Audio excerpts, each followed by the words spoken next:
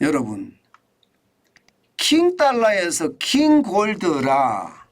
와 여러분 진짜 시장에 난리도 아닙니다. 이거 한번 보세요. 1g당 국내 금시세입니다. 83,488.02번입니다. 1g당. 난리도 아니죠. 엄청나게 좋아지고 있습니다. 이거 말입니다 여러분. 역대 가장 높은 수치입니다. 83,448원이라는 것 역대 가장 높은 수치예요. 단 한 번도 말입니다. 이런 숫자를 기록한 적이 없습니다. 지난 2020년 7월 28일에 장중 한때 말입니다. 82,970원을 기록한 적이 있습니다. 장중 한때. 이날 종가는 81,100원이었습니다. 그런데 지금 보세요. 83,488.01을 기록을 하고 있으니 시장에서는요. 와 이게 뭐 놀랄 노자가 아니라 엄청 놀라고 있습니다.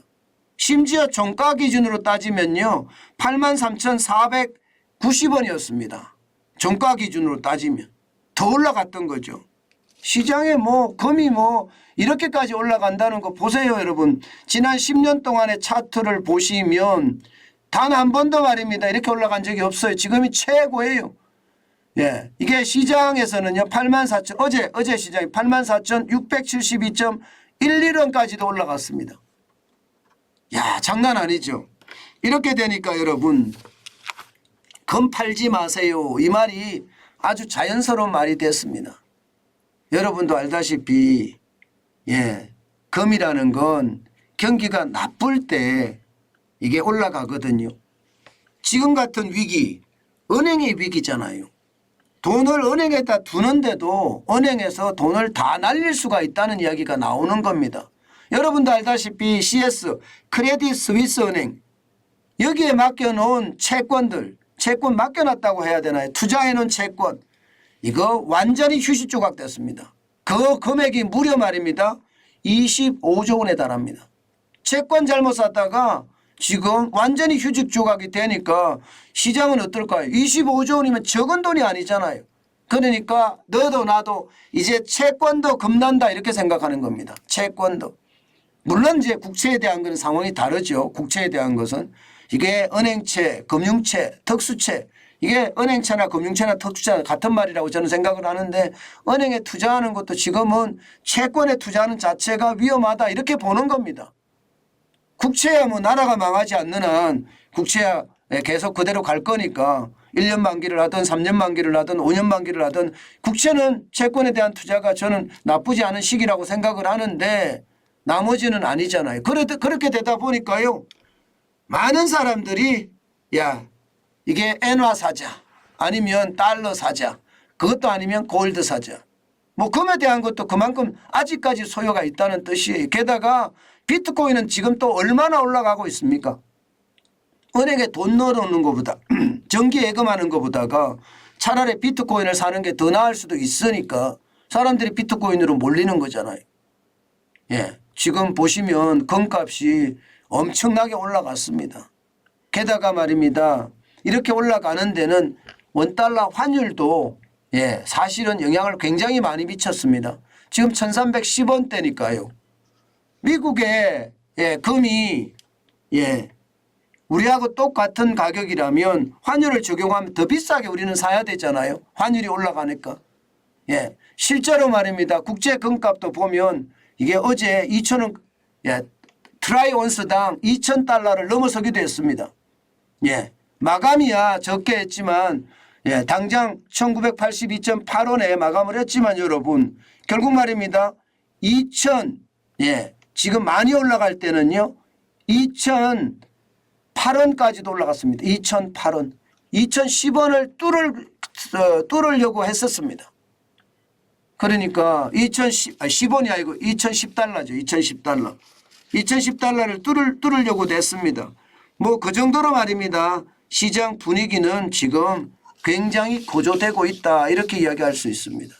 물론 은행의 위기가 계속되면 금값은 올라갈 거예요. 아직까지는 은행의 위기가 잠잠해질 거라고 생각을 안 합니다. 아직 중소은행들이 더 망할 수 있다 이런 얘기가 시장에 나오니까 아무래도 금값은 더 안전자산으로 더 올라갈 가능성 크고요. 또 비트코인에 대한 가격도 더 올라갈 가능성 큽니다. 가상자산 말입니다. 그런데 여러분 반드시 우리가 조심할 거는 있습니다. 제가 여러분들에게 계속 이야기하는 게 있어요. 뭐냐? 이게 금이라는 게 투자의 목적이냐 아니면 자산을 위험을 회피하는 목적이냐 여기에 따라 다르다고요. 만약에 내가 돈이 굉장히 많은데 나는 리스크 헤지를 해야 되겠다. 그러면 제가 금을 사시라고 말씀을 계속 드려왔습니다. 내 자산이 부동산이 얼마, 달러에 얼마, 주식에 얼마, 채권에 얼마, 그리고 금에 얼마 이렇게 투자해 놓는 거 제가 좋다고 말씀을 드렸을 거예요. 특히 말입니다. 1,600원까지 떨어졌을 때 여러분들에게 제가 여러 번 설명을 드렸습니다. 이럴 때는 금을 필요한 사람들 투자가 아니라 이게 위험을 회피하려고 하는 그런 사람들에게는 살 때다. 그 말씀을 드렸습니다. 만약에 내 돈이 많아서 포트폴리오 차원에서 금에 투자한다 이러면 이게 반드시 저는 필요하다고 생각을 합니다. 지금 그러면 사야 되느냐? 뭐 벌써 트라이온 수당 2,000달러까지 갔는데도 사야 되느냐? 지금도 마찬가지입니다. 지금의 투자의 목적으로 금테크를 한다. 이것은 저는 지금 하지 않았으면 좋겠어요. 정환진 TV를 보시면 금을 언제 살지 그런 이야기도 제가 이야기할 텐데요. 지금은 저는 아니라고 봅니다. 지금은요. 마찬가지로 위험을 회피하려고 하는 그런 목적이 있다면 돈이 너무 많아. 그러면 위험을 회피하려는 수단으로 금을 조금 뭐 분할 매수하는 것은 저는 필요하다 이런 생각은 하지만 이게 지금 투자의 목적으로 금을 샀냐 이것은 아니라고 봅니다. 그만큼 말입니다. 킹골드가 됐습니다. 킹골드가 됐다는 것 앞으로도 더 올라갈 수 있는 여지가 있다는 건데요. 여지가 있는 거지요. 올라갈지 안 올라갈지는 사실 아무도 모릅니다. 지금 현재 어떤 흐름이나 분위기를 봐서는 반드시 올라간다고 보입니다. 그러나 또 의외로 떨어질 수도 있다는 거 여러분 다 아시죠? 그렇기 때문에 여러분들에게 계속 제가 말씀드리는 거 있잖아요. 나만의 투자 원칙이 있어야 된다.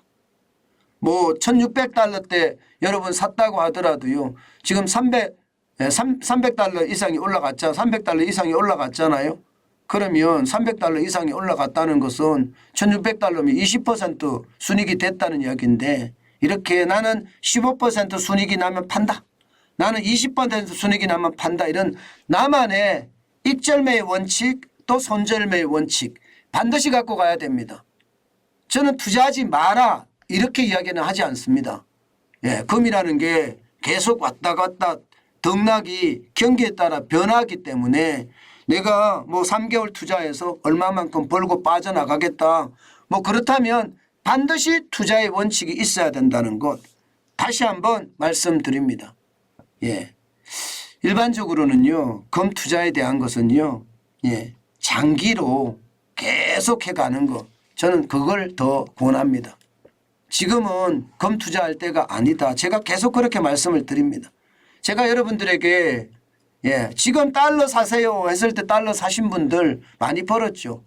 엔화 사세요 했을 때 엔화 사신 분들 지금 적어도 7, 8% 많이 벌었으면 7, 8% 벌었을 거고요. 적게 벌어도 아마 5, 6%는 벌었을 겁니다. 엔화가 지금 뭐 100엔당 1,000원까지도 지금 갈 모양새거든요. 어제는 1,000원까지 갔었습니다. 그만큼 더 많은 돈을 한국 돈을 주고 엔화를 사야 돼요.